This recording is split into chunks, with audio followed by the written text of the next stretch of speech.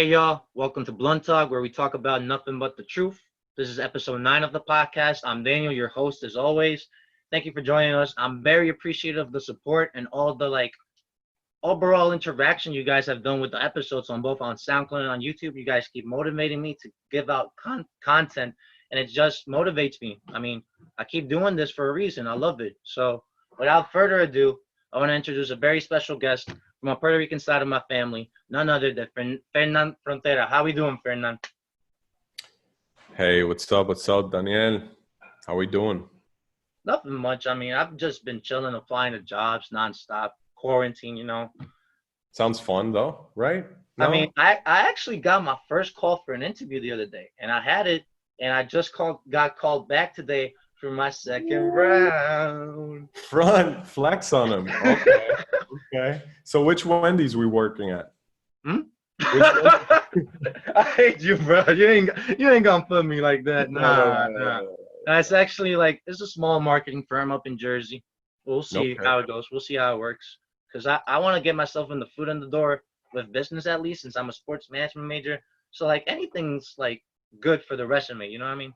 Oh, most definitely. Like people believe in the sports industry, your first job is gonna be like with a team you love or this and that. Like people have to hustle. Like Division 3 minor league baseball team or something in single A. You know what I mean? I know. I get it. I've been applying to everything from working a marketing department for a team, or just working for a coaching position for a D2 basketball team. I've been trying everything. So I mean, I'm glad that I got a call back, first in quarantine. But how's your quarantine been so far? Because I know we're all in the same situation. I mean, down here in Puerto Rico, I don't know if people are aware, but in Puerto Rico, we've been quarantined since March 15th. The governor has implemented a 7 p.m. curfew. 7 p.m.? 7 p.m. That's right. That sounds a little early in my opinion, but okay. She actually went up to 9 p.m. and then brought it back down to 7 p.m. So it's kind of weird. I finished working at 6:30 p.m. and then I just try to rush out, get a quick run before literally we get buzzed on the phone. We get an alert, like an Amber Alert, to go to your homes. It's a very surreal thing. So that's what it's been like since March 15th. You know, it's been 80 days here. I just got a haircut today for the first time since quarantine. Okay, looking fresh. Hey, I mean, I got a haircut too today, and I'm so relieved because my hair was back into down here, and I was not about it at all. Not having it. Not having it. Well, great. Well, thank you for the invitation, by the way. I'm excited. Of course. I'm just trying to get as much people as I can on this podcast, and of course, I gotta have my Puerto Rican side of the family on here. You know what I mean? Yes, sir. So our first topic of today's podcast, as we're both Puerto Ricans and we're very devoted to our baseball, as you could say a stereotype if you want, we're going to talk a little bit about the postponement about the World Baseball Classic. And not only that, we're going to talk about what we think the future national Puerto Rican team can do in the next tournaments. So real quick, last World Baseball Classic, we went on a crazy run.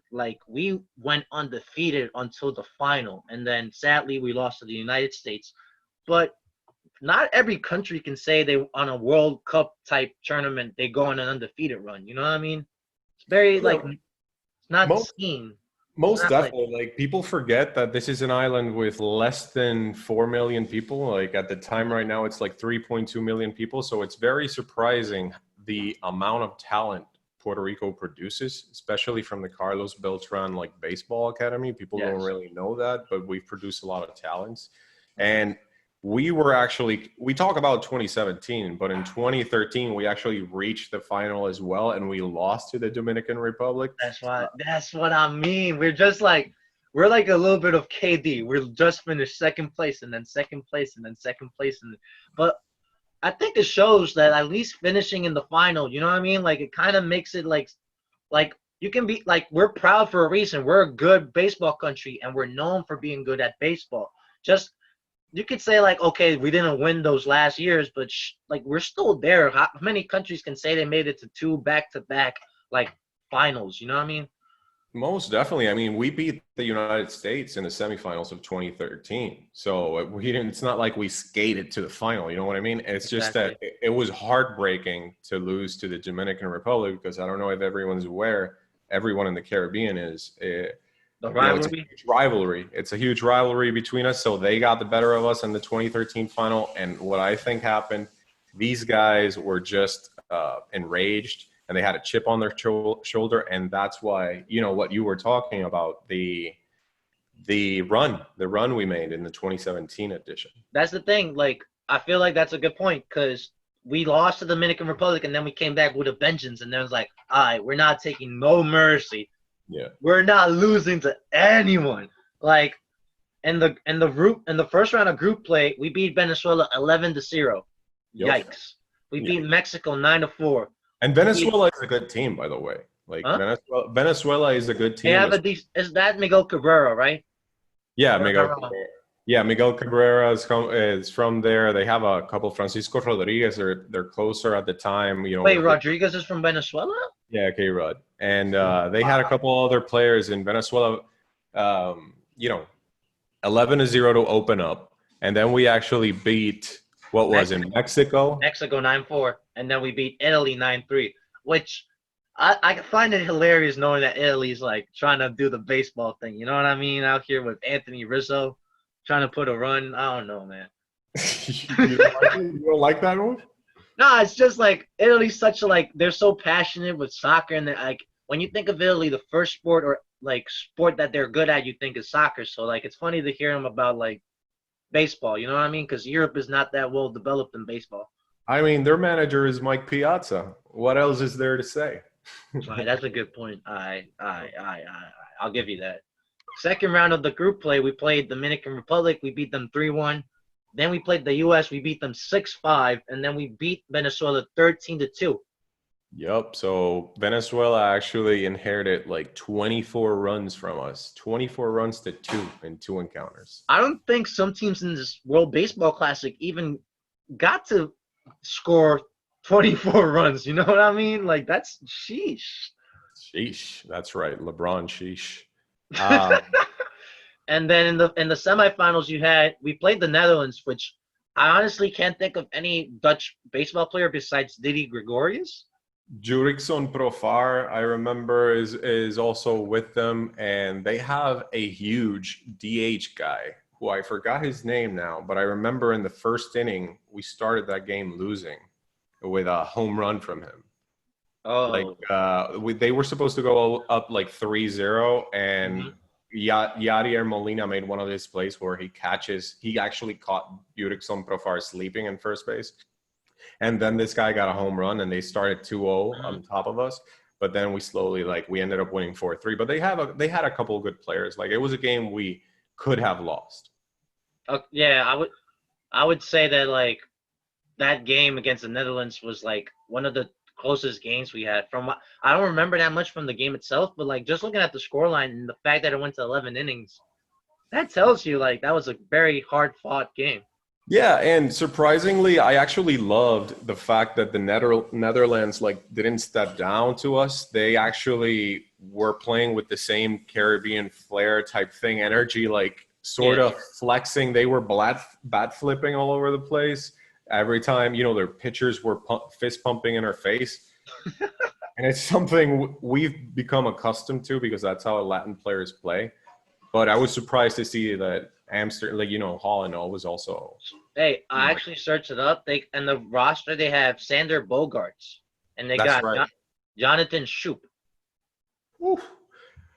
From the Orioles, right? Jonathan Schoop is still. Jonathan Schoop's from the Orioles, but I can't find their DH. That's the one thing. No, you'll probably, if you see the highlights, you'll see a guy with the belly twice the size of Pablo Sandoval. I was about to say that. Okay. A follow-up question. Which player would you say is your favorite Puerto Rican baseball player of all time? Oh, whoa, all time. For me, it's Jorge Posada. I'm a big Jorge Posada fan, not only because I'm a Yankees fan, but Jorge Posada was that man. You know what I mean? I mean, the right answer, I think it's Roberto Clemente, obviously. But I never saw him play. That's why I didn't mention him. I never saw him play. I know, like, I get the that. I get icon that. he is. I get it. I, Like, I was pandering to the audience, but of course I can't choose mhm. I can't choose Clemente. Roberto Alomar, I think, is very high up there for me. Okay. And Yachty, I love Yachty, but that's historical guys. I have a couple favorites from our current team though. Well, like this jersey, take a guess, cause like I don't know if you'll get it. It's very obvious, but like, Javi Baez. wow. Okay, yeah, Javi Baez. That's Of, my current favorite Puerto Rican player, I mean, the it's magician. the magician El Mago. He's got just too much flow and style. It's like I honestly think there's no human being who enjoys baseball who can honestly say that he doesn't enjoy watching Javi Baez play. That's what I mean. Javi Baez, like the reason I really love him is because not only is his move in whatever he does when he's like actually swinging or when he's fielding, but like the man looks like he was born to play baseball. You know what I mean? Like, Like a natural. He's a natural, and you can see him in the way he just fields. mhm. He does this pickups. He plays every area on the infield. He doesn't play first base because they've got Anthony Rizzo there, but He's they've really good actually too. But like, yeah, yeah, right.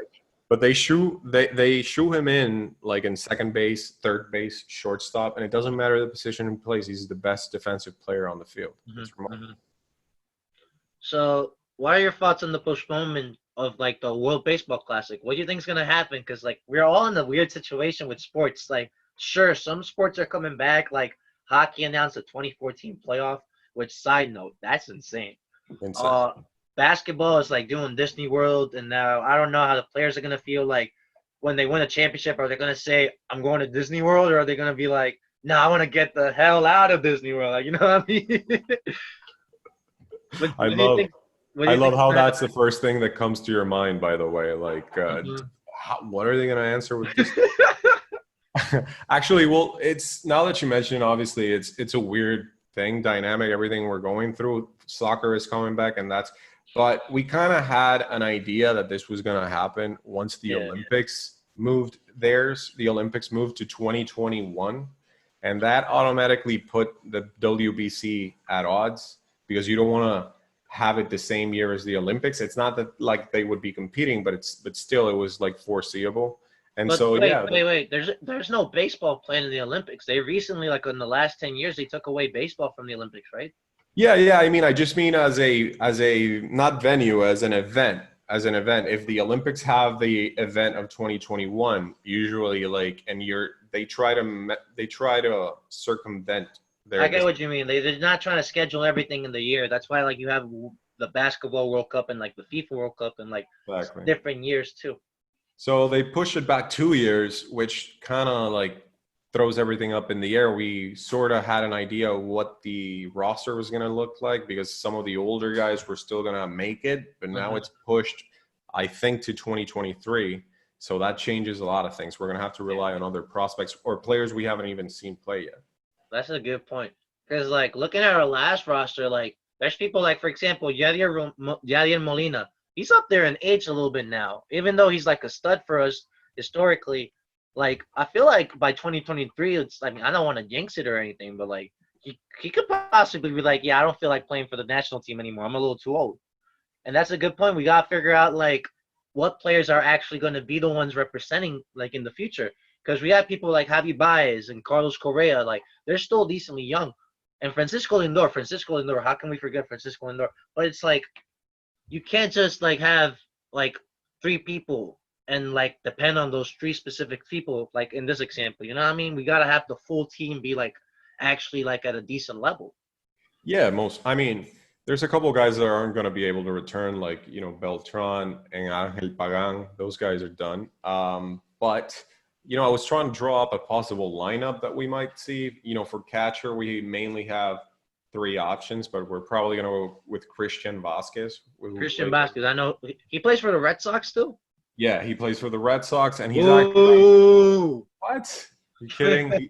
He's actually a great defensive catcher, and He is. pitchers love him. He frames really well. Mm-hmm. We also have like Bebo Perez from the Indians, who's like, I think he's like 28, 29 now, so Okay. he'll be in his early 30s. And Caratini. Caratini, Victor Caratini from the Chicago Cubs. I That's it. actually don't know who Victor Caratini is. He's like the second catcher for behind Wilson Contreras for the Cubs. Okay, okay. I was about to say because the catcher for the Cubs that I do know is Wilson Contreras. So like, okay. Yeah, he's a beast. He just got injured this year because I had him in fantasy, and during that time, Victor Caratini actually stepped up offensively, surprisingly. Okay. But for the rest of the team, I think in first base we're probably gonna have Neftali Soto. Natali Soto, I know who he is. Okay. He's Yeah. killing it in Japan. Have you seen? He's playing in Japan now because I knew he was in the majors up here, but then like I haven't heard him in rosters for a minute. He's killing it. He's killing it. Dude, he's like hitting like 50 bombs per year. Yo! He's like the Japanese monster over there. I think he's the leader in home runs the past 2 years. Don't quote me on that, but like Okay. he's been killing it in Japan. That's why he's not in the majors. Okay. And so I mean, hey, if you're killing it in another league, don't let anybody like bring you down about it. You're still killing it in a professional league, and then he's Puerto Rican, so like that's good for us because he's performing at a high level over there. That means it's like, what's the word? Not potential, not his form. His current form means that like if the World Baseball Classic would have happened, like he would have been unstoppable. no, I mean, he's a power hitter. So, it's good to have him first base. Now the infield, who's probably going to rival the rest of I'd put this infield over any other infield in the WBC. Like we're probably going to play Javi Baez on second base. We're still going to keep Francisco Lindor in short. And we're probably going to play Correa in third base because I think he's going to have to make the switch as well and with the Houston Astros because he's had like back problems. Okay.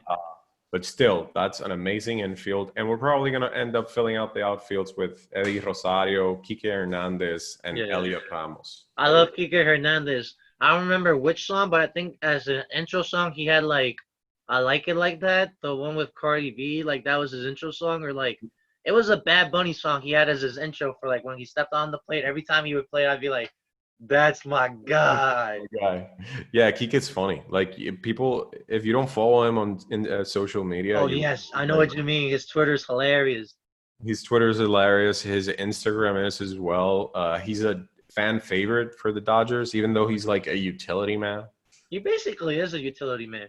And like I want to like backtrack to like your point you said earlier. I feel like we like Puerto Rico, we have arguably the greatest infield in the World Baseball Classic. Like I feel like other countries really can't compare to like the overall talent. Like sure they can have like a stud at first base, but the rest be trash. But overall conjunction, like you just said it, Lindor, Correa, and Baez, like who's stopping that? You know what I mean? People forget. In 2017, for our team, it came to the last minute, but we actually had the opportunity to have Nolan Arenado play in our infield. I didn't forget about that because still this day, I'm still salty about this man going and playing for the U.S. instead of us. I got to tell you, he's my favorite player from the major leagues. I know that sounds weird, but the reason is because of fantasy. Okay. I've been able to draft him. I don't know why in the first round for the past like 5 years. And he's come up a big way. Like at first, I remember when he was because he's played in the Rockies his whole career, if I'm not mistaken. Whole career with the Rockies. He wasn't that good at first, but then he like out of nowhere started like getting more up there with the stats and everything, and now he's consistently like an all-star type player. So like, it's a shame Puerto Rico we couldn't like secure the bag with him. No, Nolan Arenado, if you must know this guy, people sleep on this. I'm actually pulling up his stats because people don't really know about him. They know Mike Trouts, they whatever. Yeah. I got to be honest, I just know about him because I've always had him in fantasy, but he's always batted at least 287. These are his averages: 287, 294, 309, 297, 315. So he's a 300 or 290 player, but he's a power hitter. I'm going to mention the home runs: 42, 41, 37, 38, 41. And that's consistent. That's consistent. And he's a Gold Glove. He won the Gold Glove 6 years. Yeah, he's got 6 Gold Gloves out of 7 years. So that's the thing. He's like, would you say he's a 5-tool player? He doesn't steal bases. So Okay. so he's not. He's a third base player, and the most he's had as stolen bases is 3. Every year But is two, but 3. still, this man is really good at not just swinging for the fences, but also fielding. People sleep on him. I heard rumors that the Cards were trying to land him via trade because he just recently signed like a $260 million extension with the Rockies, but he's Okay. not happy because they're taking a step back in spending. And whoever lands that guy is a machine. We lost him for the WBC, but it Hmm. was kind of we had our way because he had a terrible WBC in He 2017. did. He didn't perform that well in the WBC. I remember that. I did remember that.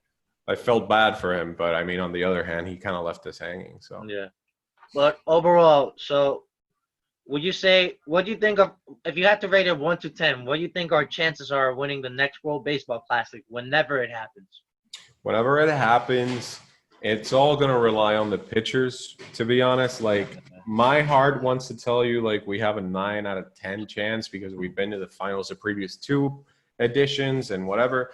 But now that we're going from 2017 to 2023, 6 years is a huge gap where, a lot of talent might migrate off of our team. Yeah. And so it all depends on, for example, pitchers. We have Jose Berrios, who's an ace. He's an Hmm. ace. But after that, that's pretty much it. I mean, we have a Jose de Leon, who's a guy who's coming off Tommy John surgery. He's 27. He's nothing special. That's the thing. That he's never been able to break ground. He was with the Dodgers.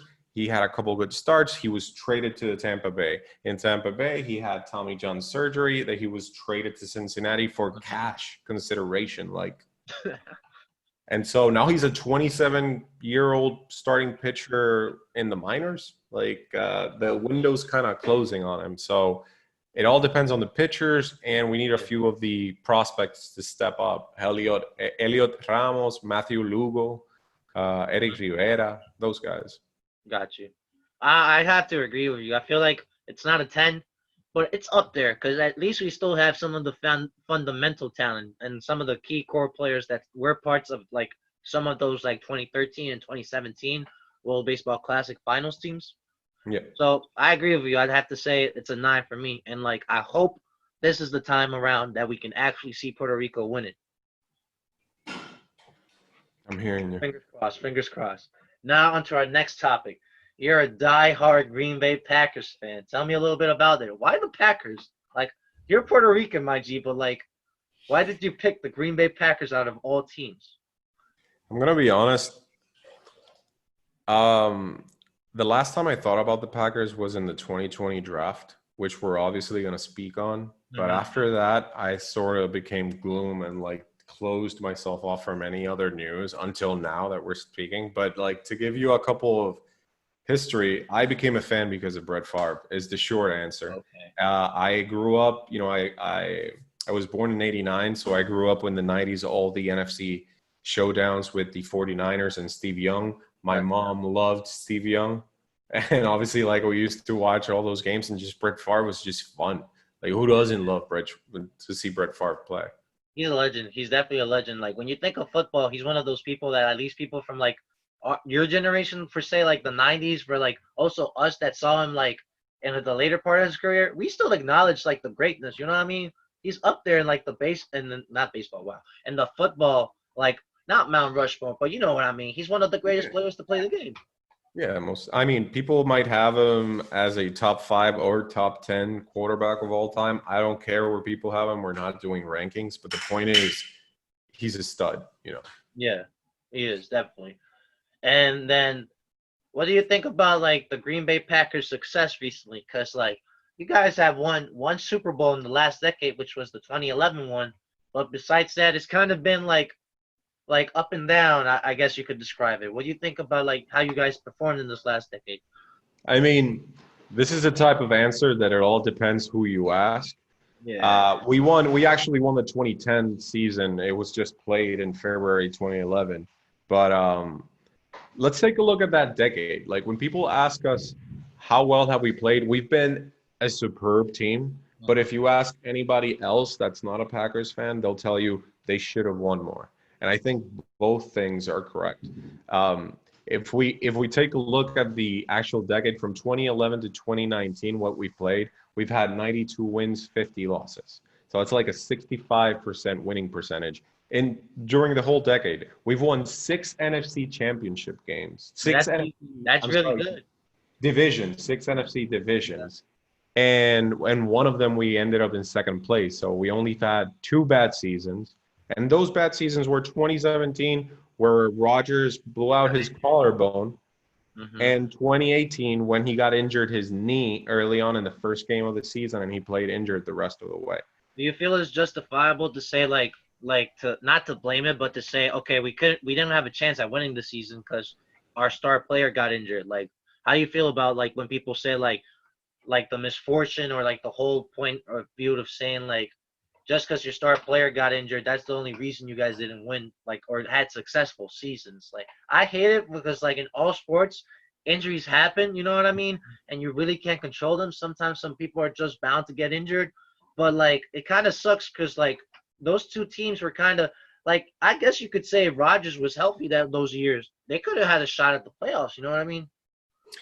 I mean, of course, we ended up I think it was in 2017, we ended up like 6-10 or something, and the other year 7-9-1, and that was without our quarterback. So it's not like horrible like other Yeah. teams. And I do hear you. I hate when people give those types of excuses, but they also say the quarterback is like the most important position That's in the thing. sports.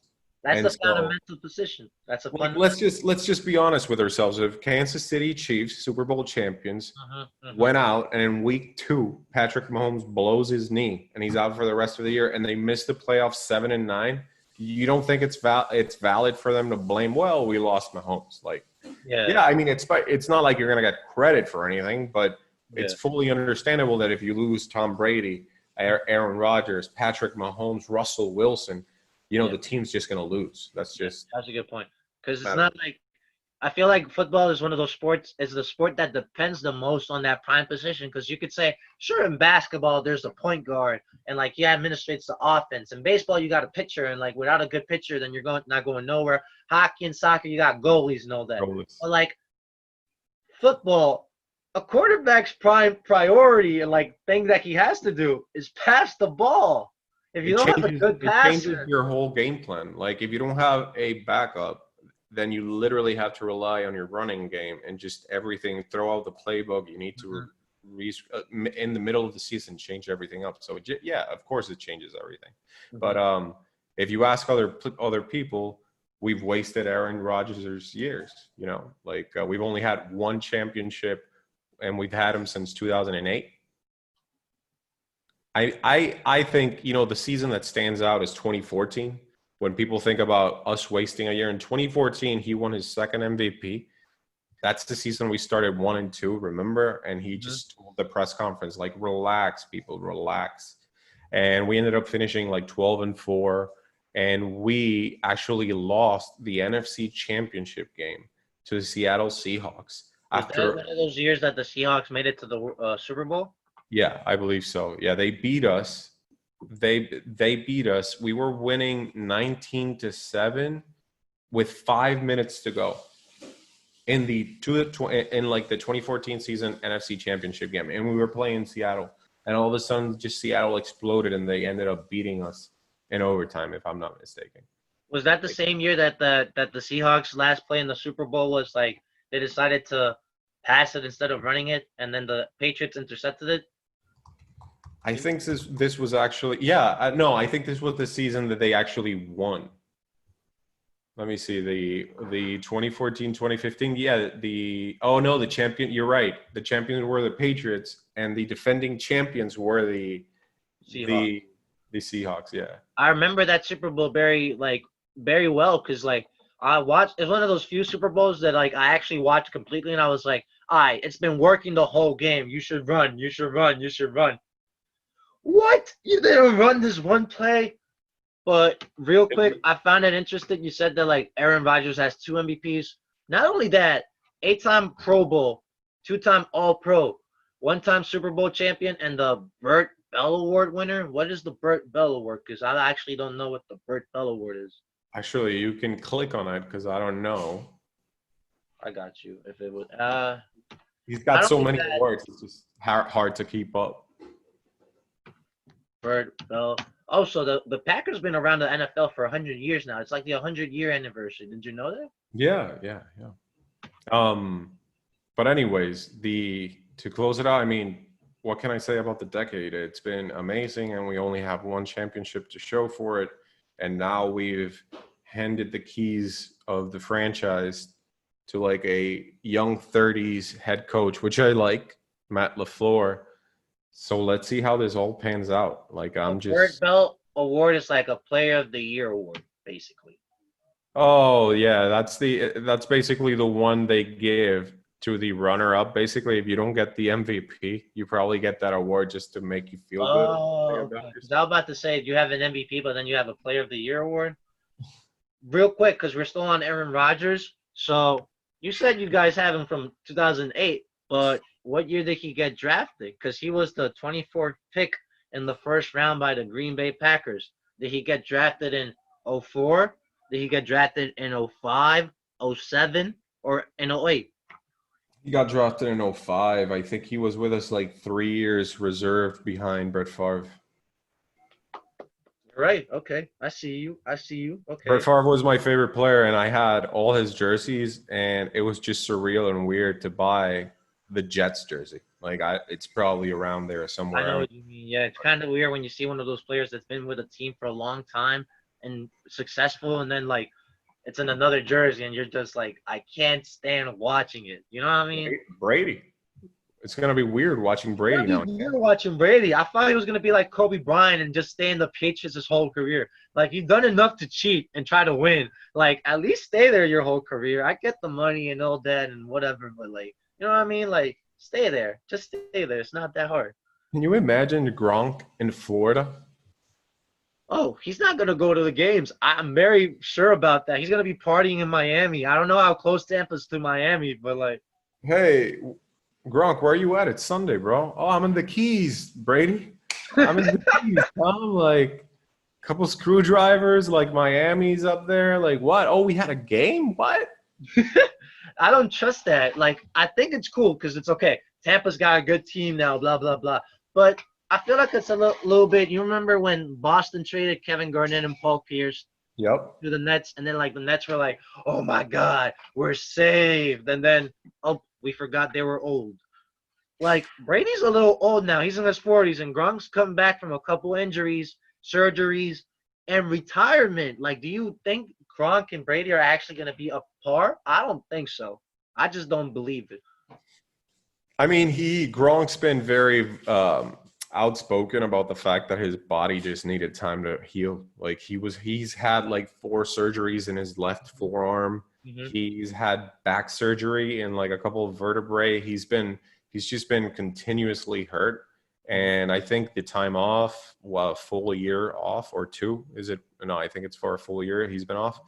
And apparently it's done him wonders. His body, he still looks great and stuff. Hey man, I will say that he still looks like he's a football player, and like that's a good point, I guess. Like getting a year off or two, whatever the amount of time he had, that's good for the body since it's a sport like football, which is so physical. How you feel about them drafting a quarterback like the Love guy? Like how you feel that would make Aaron Rodgers feel in like the direction of the team?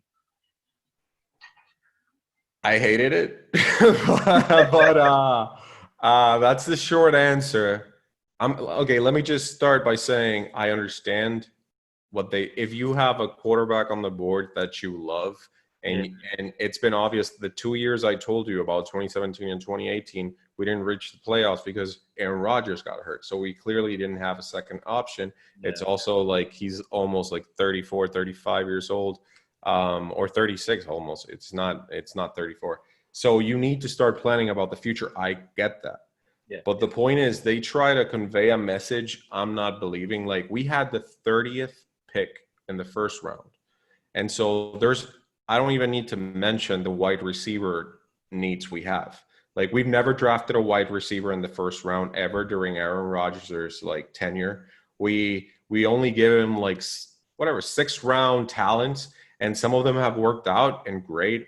Whatever. Our organization doesn't like to draft wide receivers in the first round. Perfect. But we have the 30th pick. And all of a sudden, it's not like he fell to our lap like what happened with Aaron Rodgers in 2015. We traded up. We sacrificed a 4th-round pick to trade up with the Miami Dolphins for the 26th pick, and we chose the quarterback. So we actually went up and got him. And we Shows that, like, sacrificed. it made it seem like it was an actual, like, they couldn't, like, hold their, like, they needed it, like, they really, you know what I mean? Like, it's just like it made it seem like they went far and beyond to get that quarterback. Yeah, Daniel, but check this out. Okay, so they jumped 4 spots. And if I were to tell you why did they do that, it's probably the answer you'd give me is, oh, well, they probably felt one of the other teams was going to draft that quarterback before him, right? That's what you would think. But now let's look at the other picks. Like, I'm going to tell you who had the other 4 picks. Mm-hmm. The 26th pick, the one we traded for, it was the Miami Dolphins who had just picked Tua with their 1st-round pick. So they don't need a quarterback. They're not going to draft a quarterback. Okay. The 27th pick was the Seahawks. I think they're good with a quarterback, right? They don't need no quarterback. Okay, I see what you're going with this. The 28th pick was the Baltimore Ravens, who have Lamar Jackson. They don't need a quarterback. You don't need no quarterback. Let's keep going. The 29th pick, the one before us, was the Tennessee Titans, who had just traded for Ryan Tannehill the year before, and they had just given him a 4-year, $110 million extension a month before. So you're trying to tell me and convince me that you had to sacrifice a 4th-round pick to jump over 4 spots from teams that don't even need a quarterback? That quarterback was going to fall to your lap in the 30th pick. So the fact that you're already confusing me and throwing away picks makes me doubt your ability, that you know what you're talking, like that you know what was going on with the draft. I think you just got trigger happy, 1st-year coach, and you jumped the gun to pick your quarterback. But you got to think about the ripple effects this create for our organization. Aaron Rodgers, this is a clear-cut message that in 2 years, once Aaron Rodgers' contract is up in 2023, we're going to move up. We're going to move on from him. That's a very good point that you just made, because, like, I watched a little bit of the NFL draft. I didn't watch it entirely, but it was like I was surprised to see you guys trade it up. And then, like, now that you actually plan it out and, like, clarify it with me, you guys didn't have to trade up at all. All those teams had quarterbacks already or had, like, plans for quarterbacks. So, like, that's just blasphemous. I could see why you would feel the way you do feel, because it just gives it gives the fans, like, wait, what? Like, why would you do this? There's no reasoning. You can't back it up. There's no actual, like, evidence. And with Aaron Rodgers, you can argue the injuries, all that. But it's still Aaron Rodgers. I think you were okay with Aaron Rodgers being injured a couple times and having, like, the Super Bowl, the MVP seasons to back it up. Like, there's no need for a quarterback. I don't like that at all. It's not, like, and you just mentioned, I didn't know, like, you guys didn't draft no wide receivers in the 1st round. So that's my problem with them. And the thing is, what's worse, we got a gut shot because we drafted him with the 26th pick, and then T. Higgins was still on the board, the wide receiver from Clemson. He went in the 2nd round. Michael Pittman Jr. from USC was there. And a lot of people are like, Fernando, you guys, even though we were a 13-3 team, NFC Championship team the year before, not an NFC champion, we reached the NFC Championship. Oh, you weren't a wide receiver away. That's fine. There were a lot of other good players that would help our team. We lost Brian Bulaga in the offseason. We could have drafted an offensive tackle. We always need linebacker help. Like, there are other moves, but whatever. I get it. And that's a good point, because T. Higgins was a dog in Clemson. Like, I've seen him in college, because I do watch more college football than NFL. And then, bro, like, T. Higgins would have helped Aaron Rodgers so much. I'm sorry. 1st year in, he would have – honestly, I could see him, like, breaking the Packers record and, like, receive, like, would it be receiving, like, a right receiver's receiving yards, right? Yeah, receiving yards. So I could see him honestly doing, like, a rookie record or something. Like, T. Higgins is really good, in my opinion.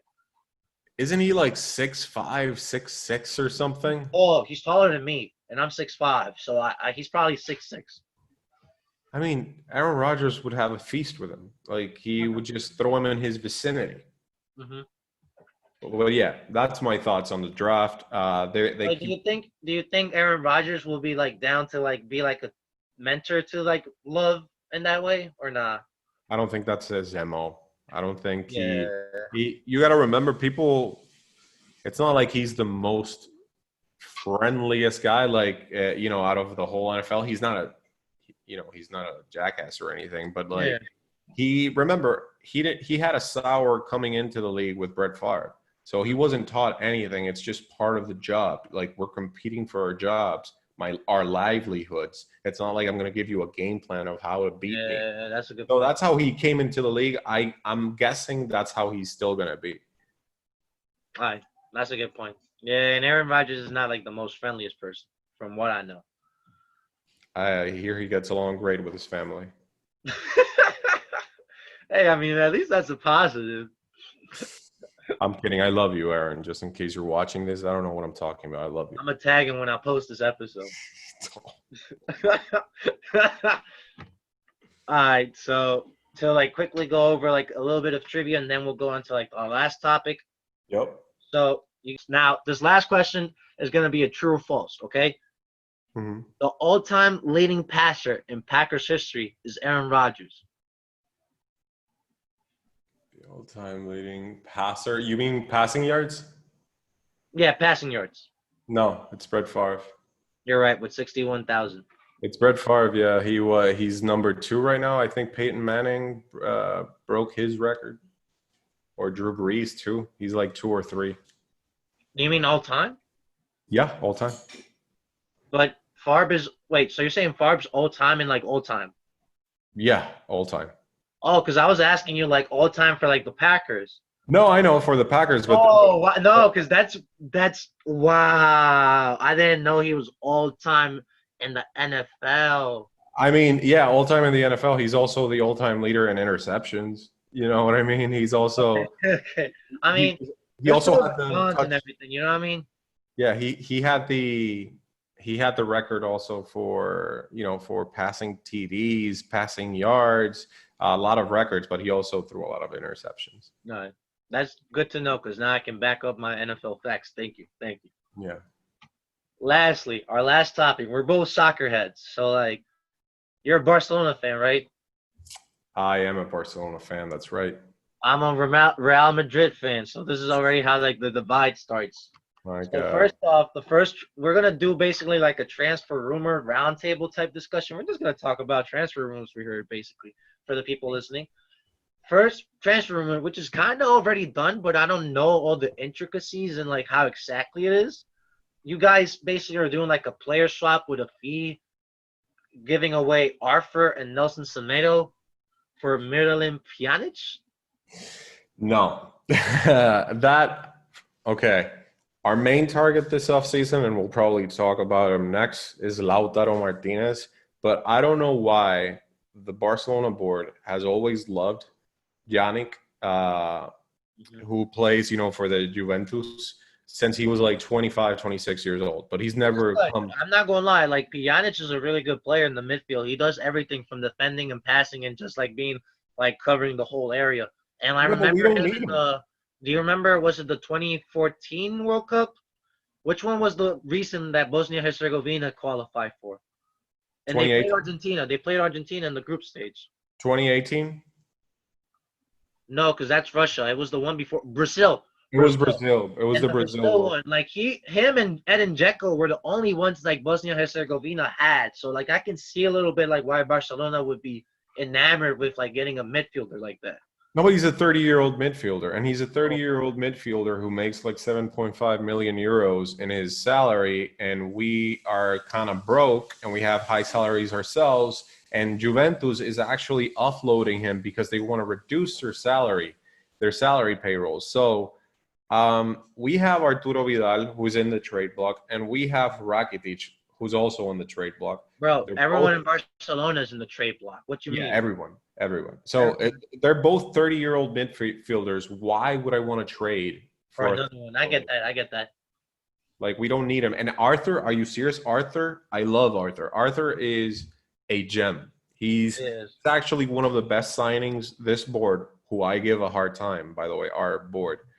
It's one of the best signings they've made, along with Frankie De Jong. Those two guys are Frankie the Young's killers. turned into be like wonderful for you guys. Honestly, I didn't know if he would fit into the Barcelona or like if he honestly would just translate well, but he's a stud for y'all. He's actually like one of those players.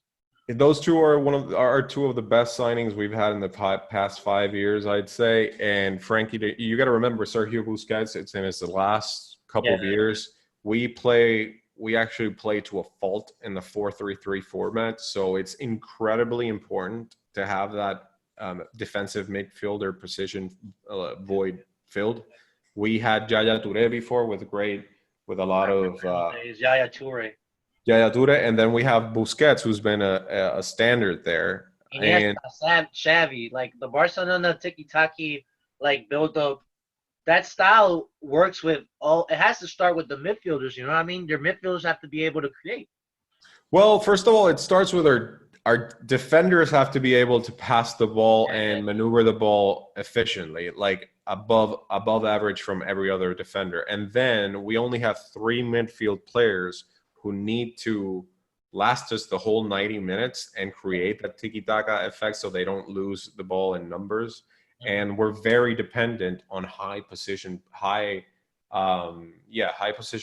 that keep the ball and don't lose it, like Xavi, Iniesta, and in the future is going to be Frankie De Jong and Arthur. yeah.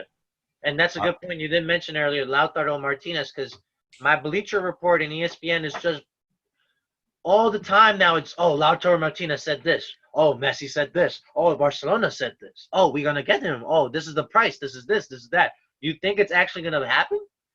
Yeah, I think, okay, first, the thing that's standing in the way is that we're broke. We've been broke for the past couple of years, so we're basically dependent on selling players or having to make bank or having them accept players in the deal so that it lowers the price on him.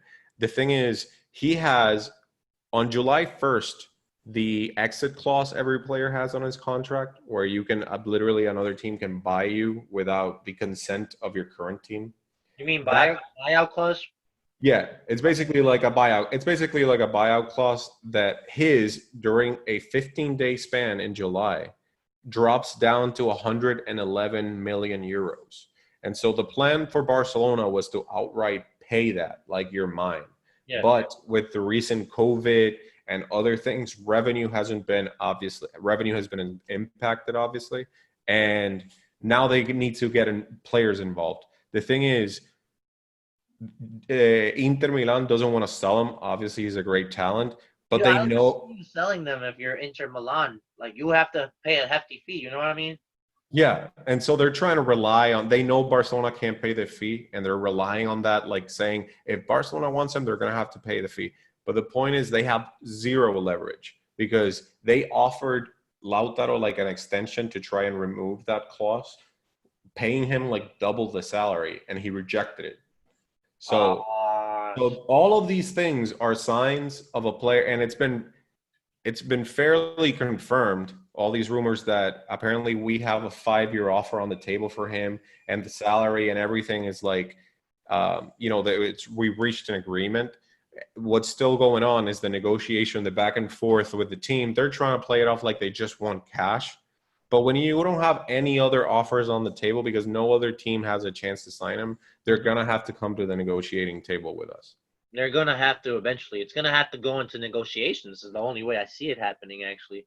That's right. They want Arturo Vidal, which we're going to put on. And supposedly they're interested in either Nelson Semedo, Junior Firpo, maybe Umtiti. Both But those fullbacks are young, and they're actually would be beneficial in the Serie A. I can see them being very good in Inter, especially with like the offense and the way that Inter plays.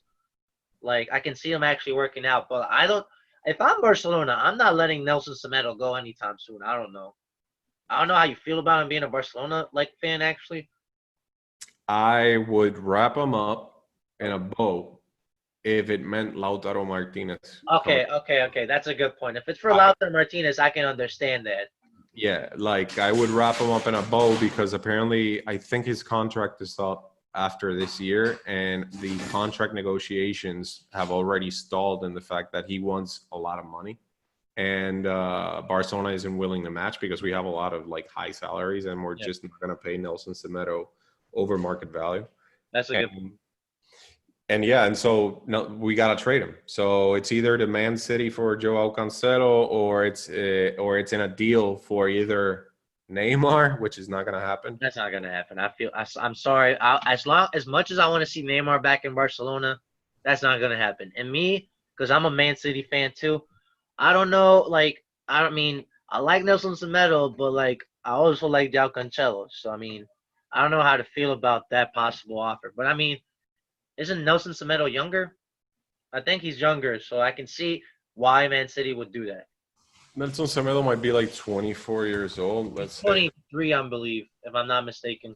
And Nelson João Semedo Cancelo is no, he's actually 26, so he's older than Joao Cancelo, right? Oh, because João Cancelo is like 25. He's in his mid. They're both 26. Yeah. They're both 26. So that's the trade right there. The point with the Man City is their fair play issues with the The UEFA. UEFA and the Champions League and all that. The 2-year ban. Like that's serious business. They're actually going they're questioning obviously the ruling by the judge, but and they're challenging it. But a 2-year ban, Kevin De Bruyne and maybe David Silva and Kun Agüero are players who are just not gonna stay. That's what I mean. Like that kind of ties into another transfer rumor that I had in our list, like Leroy Sané. I feel Yeah. like that's a done deal now. That's as good as well as said is done. Like he's going to Bayern Munich, and like. But what's going on there? You got to tell me because I haven't followed that one. The problem is, most Man City players, they're like, yeah, we kind of don't want to stay here if we can't play in the Champions League, and if it doesn't turn out in any way that like it gets like minimized to like 1 year or anything like that, they're gonna be doing a lot of transfers this upcoming transfer window and like the winter transfer window. Trust me when I say that. Leroy Sané is the first one because he's already agreed to a fee with Bayern, but then Man City and Bayern are like, I don't know how to call it. It's more like they can't agree themselves, but like Sane is already like, bro, I'm good with this. The money, the contract, that's perfect. Get me out of here. And Yeah, because it's he's kind been of in the crazy bench. because you know that Sane was in Chaka before. I hope I didn't mispronounce that, but they got him for I believe was like 35 mil or euros. If you for let's say if this deal gets done with Bayern Munich, it would only be for like 40 mil.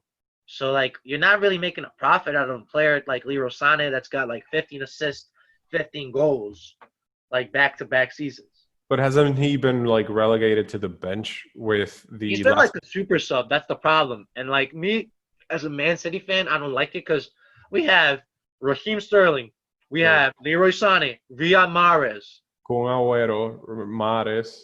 But think about wingers though. Like you can't play like you're not gonna play a 3-4-3. You know what I mean? That's not just like realistic in the Premier League too. Like so No. that's the thing that I never liked about all these super teams. There's gonna be people on the bench that are gonna be unhappy. So Leroy Sané's gotten to the point where he's like, I thought Man City was gonna be a big breakout for me, but then Raheem Sterling took the spotlight. Let me go back to Germany. That's pretty much it. He wants to go back to Germany.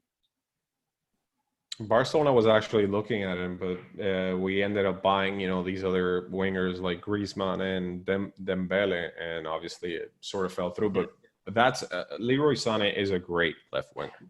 He is. Quick question, because I'm actually curious. Do you remember when you guys signed Malcolm, the Brazilian winger from Bordeaux, like a year ago? Yes, I do. What happened to him? He played great with us. He was amazing coming up the bench. And all of a sudden, we had to give him up to – where is he now? I don't know what – I play a lot of FIFA. I don't never see him in FIFA 20 now. I feels like he's off the face of the planet. No, we traded him, I think, to – here we go. He's in Senate. He's in the Russian league. Oh. He's in the Russian league. Have the Russian league license, that's why. And I actually feel bad for him because I think the first couple of games he actually got like racist insults like thrown at him and stuff in Russia. Yeah. Really? I mean, it's Russia, not to this but it's. I mean, that's kind of gonna happen with some of the football countries that like have all these great teams and that. But do you remember like how crazy it was? Like you had Roma, Spurs, and like a bunch of other like teams that were trying to get Malcolm, and then Barcelona out of nowhere came like, how you feel about signing with us? And then like that just happened out of nowhere. I remember that because I hoped he went to Roma because Roma's my Italian. That's my favorite Italian team. So like I was hoping he would sign with Roma. Malcolm, the thing, yeah, he played. I think who did he play for before? Like Hirondins de Bordeaux or something like a That's French, Bordeaux, yeah, Bordeaux. like Bordeaux, and then he had like a done deal with Roma, and all of a sudden he nixed it at the very last minute with his agent because Barcelona came in with $8 million more, and we paid 40 million, and he changed his decision at the very last moment, and I feel bad for him because It he didn't work out for him. it didn't work out. Obviously, like we weren't going to give him a spot in a 4-3-3 when we had such great players, and we had bought like Dembele and stuff like that. So it just didn't make sense to have such an expensive player like just sitting on the bench. I just don't get why Russia, out of all the places, I'm sure like an English team or an Italian team should have picked them up. I feel like might have been a little bit under the radar, and that's probably why like no one knew, like no one was ready for him to like be sold off that quickly because it wasn't even a full season. I Yeah. don't think. What do you think about Timo Werner? Where do you think Timo Werner's gonna go? To be honest, he's like, I've read so many stories with Werner. He's one of these young guys that's being flaunted upon everyone. I think Borussia Dortmund, they won't re-sign Sancho, and they're looking for a replacement. And they always buy young guys. And I don't know if they lose Sancho. I wouldn't be surprised if a team like Borussia Dortmund like gave that guy the spotlight or the opportunity to like make the next step. That's a good one. That's a good shout because I actually haven't thought about that, the whole Sancho like issue, because everyone's trying to get Sancho now. Like He's just too expensive, but it's written. They've already offered him an extension, and he like kindly declined. So it's like written. Yeah. Everyone knows he wants to make the jump back to the UK. It makes the most sense for him for his brand, and it's gonna happen. I want to say a bold take. I think Timo Werner's going to Newcastle United once that takeover starts. Oh, once that takeover, I hope that guy buys them, or if he already did, and those guys take Coutinho off our hands, and they give us 80 or 90 million euros cash. That'd be good. And then I go either to Lautaro Martinez or to Neymar and PSG. And the whole Neymar situation is blasphemous in my opinion. PSG is asking for so much money, and they know Barcelona can't pay for it. No, it's obvious. They hate us. We've had horrible negotiations in the past. The thing is, they have a problem with Neymar. They want to keep, and I don't blame him, Mbappe, because he's eventually going to go to Real Madrid. It's just what's going to happen. So they're just trying to eagerly hold on to him. But Neymar just wants to leave year after year. And at some point, it just draws negative energy into the locker room. It does. That's what I mean. So I know they hate us, but eventually, like, he wants to come to Barcelona. You should sit down in the negotiating table, especially now that they're having trouble with payroll. Because right now, they have a divide in their PSG locker room. The ownership is asking them to lower their salaries even more. Yeah. And there's two camps. There's the Neymar, Thiago Silva, and other players who are refusing. They're accepting like deferred payments, but they're refusing to like cut their salary. And there's another group who's willing to do it, including Mbappe. Okay. And like these are the things that you could literally take a problem off your hands if you just trade Neymar for them as much money as possible. Yeah, he's just a bad chemistry person, in my opinion. That's the thing. So, like, if I was, like, PSG, I would just honestly rebuild. Because if we're both being honest, PSG ain't winning no Champions League anytime soon. No. That's what I mean. And then, like, you guys tried getting DG Buffon one season. That didn't turn out for y'all. And then you guys have tried everything with the strikers and, like, Zlatan. Didn't work. Now you got Neymar, Mbappe, and then Cavani wants to leave because, of course, he's unhappy. So I see in the future PSG just having to sell Mbappe, Cavani, and Neymar some way or somehow. Well, Cavani, I think, is walking. I think his contract is up, but they had Icardi on loan. I just saw the notification on my phone. It's actually a done deal. He's staying in PSG now. He's staying. Did they buy him? They buy him. They bought him after the loan offer ended. It's 55 mil or something like that. When did that happen? I got the notification today. If I can find it, I actually read it to you. Right, a couple hours before we started the episode, actually. The thing about that is, if that actually happened, PSG reached 45 million pound or You want to hear 50. me? It's exactly striker's loan will become permanent for 55.5 million fee plus 7.7 million in bonuses. If that's true, then they're gonna have to sell players. They have to sell players for financial fair play, because you can't. They just have to make it work so they avoid like being penalized by UEFA. So, what other players of value are they gonna sell besides Neymar? Like in midfield, they got Rabiot, Verratti, Verratti will be a lot of money because Verratti's still in like 25, 26. Is he? Yeah, he's decently young. I know this because I sign him most of the time on FIFA. You got Verratti, Gray. They got the Spanish guy, Saravia. I hope I pronounced that right. You got Blaise Matuidi is in Juventus still, right? Matuidi is in Juve, yeah. Yeah, so like they have Ander Herrera, who I think his contract is almost. I forgot about that, but like you're not making bank with Ander Herrera. You see my point? Like their most expensive midfielders, Verratti, and defense you got Thiago Silva, but he's kind of old. He's not gonna get you that much money at this point. Oh, he is old. He's not getting money. Marquinhos. Like, okay, are you really gonna sell Marquinhos? No. That's what I mean. So it's interesting. We gotta see what happens with PSG because like they're in a precarious situation. I honestly think this is a huge domino that just fell. The act that they just bought and secured their forward means obviously that Cavani's leaving. Fine. But it means that they also need to sell players. So I'm very eager to see what happens because Neymar has been very public about wanting to leave and only wanting to go to Barcelona, but he just wants to get out of there. Mm-hmm. The only thing is we don't have any space for him. The only way we can buy him is if we include either Griezmann or Dembele in the deal. It's the only way.